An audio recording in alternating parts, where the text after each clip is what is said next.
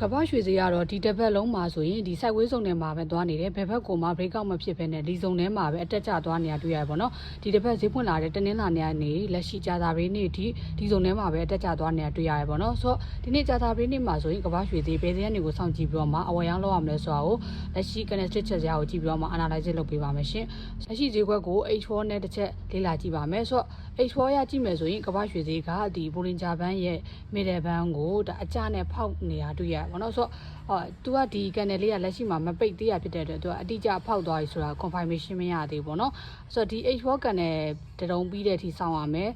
သူပြီးဖို့နောက်ထပ်2နာရီအချိန်2နာရီလောက်လိုသေးရပေါ့နော်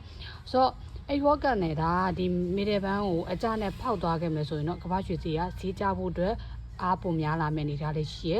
အယောင်းနေအားများလာမယ့်အနေထားပေါ့နော်ဆိုတော့ဒီလိုသာဒီ H4 channel ကဒီဘူရင်ဂျာဘန်းရဲ့ middle band ကိုဖောက်ပြီးဆင်းလာမယ်ဆိုရင်ဒါအနည်းဆုံးပေါ့နော်9130ဝန်းကျင်လောက်ထိလာနိုင်မယ့်အနေထားလေးရှိပါတယ်ဆိုတော့ဘယ်တင်းကနေကိုစောင့်ကြည့်ပြီးတော့မှဝယ်ရမယ်ရောင်းရမယ်ဆိုတာကိုဒါ time frame အိတ်မှာသွားပြီးတော့ကြည့်မယ်ပေါ့နော် H1 နဲ့တစ်ချက်ကြည့်ပါမယ် H1 ရကြည့်မယ်ဆိုလဲ middle band ကိုဖောက်ဆင်းလာခဲ့ပြီဆိုတော့လက်ရှိမှာဆိုရင်9185ဆိုတာဈေးတန်းက middle band နဲ့အောက်ဆုံးမှာရောက်နေတဲ့lower band နဲ့ကြားမှာရောက်နေပေါ့နော်ဆိုတော့လက်ရှိမှာဆိုရင်ကြားဖို့အားတာနေရဖြစ်တဲ့အတွက်ရောင်းဖို့ဆောင်ပါမယ်ဆိုတော့ဒီ H1 ရပေါ့နော်ဘိုလင်ဂျာဘန်းရဲ့အလယ်မြင်းလေးဖြစ်တဲ့ဒီ9189 88ဈေးတန်းစုံကိုတစ်ချက်ဆောင်ကြည့်ပါဒီ9188 89ဈေးတန်းစုံမှာဈေးရောက်လာတဲ့အခါမှာသူ့ကိုအသက်နဲ့ဖောက်ပြီးတော့မှမပိတ်နိုင်ခဲ့ဘူးဆိုရင်ဒီစုံလေးမှာရောင်းဖို့ဆောင်ပါမယ်ဆိုတော့9188 90ပေါ့နော်ဒီစုံလေးမှာရောင်းမယ်ဆိုရင် store lot အနေနဲ့9194ရဲ့အထက်မှာထားလို့ရမယ် take profit 1အနေနဲ့9188ဈေးတန်းဝန်းကျင်လောက်မှာထားလို့ရပါမယ် take profit 2အနေနဲ့ကတော့9165ဒီဈေးတန်းဝန်းကျင်လောက်မှာထားလို့ရမှာဖြစ်ပါတယ်ရှင်ဆိုတော့အဝယ်ဆောင်ကျင်တဲ့သူတွေနေရတော့ဒီအောက်ဆုံးမြင့်ပေါ့နော်9150ဈေးတန်းစုံလောက်ပေါ့နော်ဒီ9150ဈေးတန်းစုံလောက်ကအနှိမ်ဈေးဖြစ်သွားပြီအနှိမ်ဈေးမှာဆိုရင်များသောအားဖြင့်အဝယ်တွေဝင်လာတတ်တယ်အယောင်းတွေအားနေလာတယ်ပေါ့နော်ဆိုတော့ဒီနားလေးမှာစောင့်ပြီးတော့မှဝယ်မယ်ဆိုရင် Canal Confirmation တွေနဲ့ဒီလိုမျိုးပေါ့နော်အကြကနေအတက်ပြောင်းလာတဲ့rubber ဆယ်ဖြစ်တဲ့ပုံစံလေးကိုတစ်ချက်စောင့်ကြည့်ပါဒီလိုမျိုးလေး Canal လေးမြင်ရပြီဆိုရင်ဒီဈေးတန်းစုံမှာလည်းတစ်ချက်ပြန်ပြီးတော့မှအဝယ်ဆောင်လို့ရမှာပဲဖြစ်ပါတယ်ရှင်ပြီးတော့ဒီနေ့ညမှာဆိုရင်ကဘာရွှေကိုအလုတ်ခက်ဖြစ်စေနိုင်တဲ့သတင်းဒေတာတစ်ခုထုတ်ဖို့ရှိပါတယ်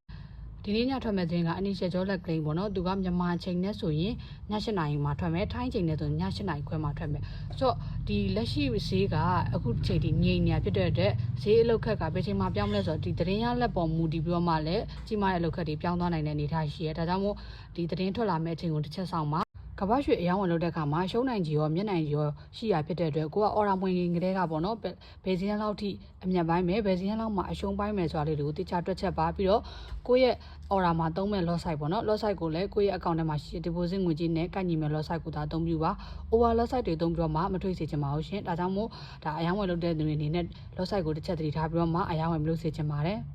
trading မှာဆိုရင်ဈေးအတက်ကြတွေကိုခံမှန်းတဲ့အခါမှာtechnical analysis လို့ခေါ်တဲ့နည်းပညာပိုင်းကခံမှန်းတာတွေရှိတယ်။သတင်းအချက်လက်တွေကိုကြည့်ပြီးတော့မှဈေးကွက်ခံမှန်းတာရှိတယ်။နောက်တစ်ခုက sentiment analysis ပေါ့နော်။စိတ်နဲ့ဈေးကွက်ကိုခံမှန်းတာရှိတယ်။ဆိုတော့ဒီလိုမျိုး analysis လုပ်တဲ့အားတွေကိုအခြေခံနေစပြီးတော့မှလက်တွေ့လေ့လာကြတယ်ဆိုရင်မှုဖြူရဲ့ forex trading အခြေခံ online သင်တန်းကနေတက်ရောက်ပြီးတော့မှလေ့လာလို့ရပါတယ်ရှင်။ဇွန်ကနေဖေးတူဖေးတိုက်ရိုက်သင်ကြားပေးရဖြစ်ပါတယ်။ဒါကြောင့်မို့သင်တန်းတက်ရောက်ချင်တဲ့သူတွေအနေနဲ့ကတော့မှုဖြူရဲ့ messenger ကိုဒါမှမဟုတ်